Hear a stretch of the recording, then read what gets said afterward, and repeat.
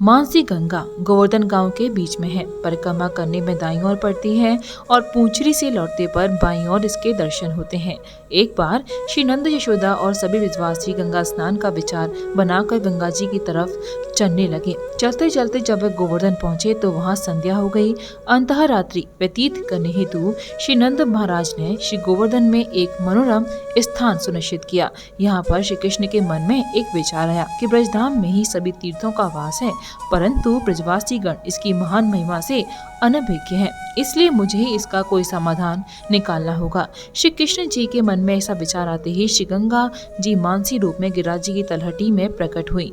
प्रातःकाल जब समस्त ब्रजवासियों ने गिरिराज जी तलहटी में श्री गंगा जी को देखा तो वह विस्मित होकर एक दूसरे से वार्तालाप करने लगे।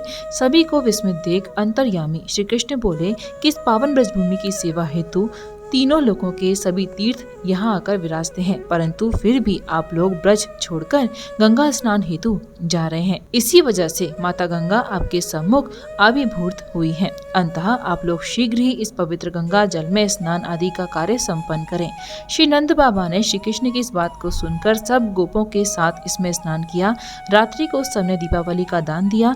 तभी से आज तक दीपावली के दिन यहाँ असंख्य दीपों की रोशनी की जाती है। श्री कृष्ण के मन से अभिभूत होने के चलते यहाँ गंगा जी का नाम मानसी गंगा पड़ा। क्या नाम आपका? मेरा नाम विनोद पंडित जी। यह बात है मानसी गंगा को लेकर, तो किस प्रकार क्या महत्व है इसकी, किस प्रकार से उत्पत्ति हुई थी यहाँ को? मानसी गंगा का अपने आप में बहुत बड़ा महत्व है। ये पवित्र पावन और पुनीत गंगा मैया है। ऐसा जल अन्यत्र कहीं नहीं है। बोलिए गोवर्धन महाराज की जय, श्री कृष्ण लाल की जय, मानसी गंगा महारानी की जय। ये भैया बगल में मानसी गंगा महारानी है। ये भगवान कृष्ण ने मन से प्रकट किया, इसको बंसी से खोद के मन से प्रकट किया, इसलिए इसका नाम मानसी गंगा है। ये मानस के मन की मनोकामना को पूर्ण करने वाली है। अब ये प्रकट क्यों किया भगवान कृष्ण ने? यहाँ भगवान कृष्ण ये गोवर्धन पर्वत श्रृंखला है, 3.5 कोस लंबा पर्वत है। तो ये जो है बीच में देखो गोवर्धन पर्वत, मध्य में मानसी गंगा के में ऐसी गोवर्धन पर्वत श्रृंखला है 3.5 कोस लंबा, 1.5 कोस इधर है, 2 कोस इधर है। तो इस पर जो है द्वार वालों को साथ में लेकर के भगवान कृष्ण गंगा चला रहे थे। तो कंस के द्वारा भेजा हुआ एक बच्चा नाम का राक्षस आया, वो बछड़े के रूप में आया। भगवान ने उसको पहचान लिया, अरे ये तो राक्षस है। तो भगवान कृष्ण ने उसको पैर पकड़ के वध कर दिया। बाल बाल बोले, अरे कन्हैया तुमको तो गौ हत्या का दोष लगा है, अब हम तुम्हारे संग ना खेलेंगे ना खाएंगे। भगवान कृष्ण बोले, अरे बाल बालो, अरे मेरे सखाओ, ये तो भैया कंस के भेजा हुआ राक्षस है, अगर मैं इसका वध नहीं करता तो ये हम सबको जो परेशान करता। तो बोले कुछ भी सही है, तो ये गौ के रूप में, अब कन्हैया आपको गंगा स्नान करना पड़ेगा। तो भगवान कृष्ण बोले, गंगा स्नान? गंगा तो मेरे चरणों से निकली हुई है।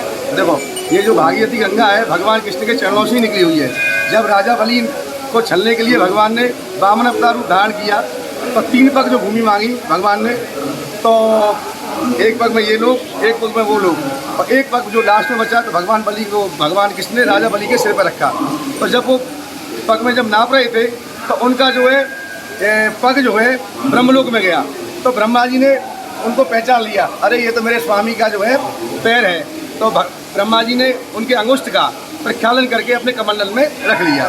वही बाद में भागीरथी गंगा बनी, जो भागीरथी ने तपस्या करने के बाद में अपने पुत्रों को तारने के लिए जो है शिव जी के द्वारा जटाओं में आई और फिर बाद में जो है इस धरा पर आई, तो वही भागीरथी गंगा है।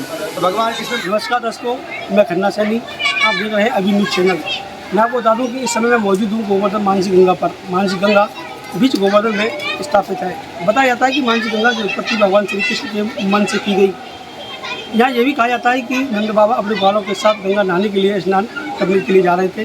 तो वही उस समय पैदल चलते समय वो गोवर्धन पहुँचे, लेकिन यहाँ उनको स्नान करने के लिए कोई जगह नहीं मिली।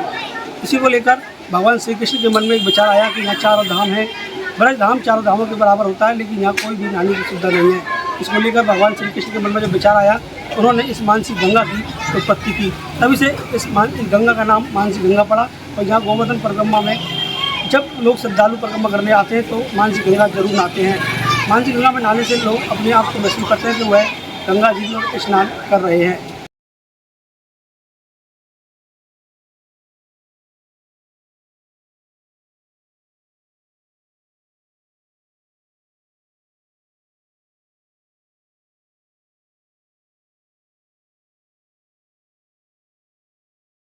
Ranked among top 15 universities and endowed with the state-of-art infrastructure, Sanskriti focuses on innovation, research, skill and holistic development of students. No wonder Sanskriti has 91% placement record. Sanskriti University for excellence in life.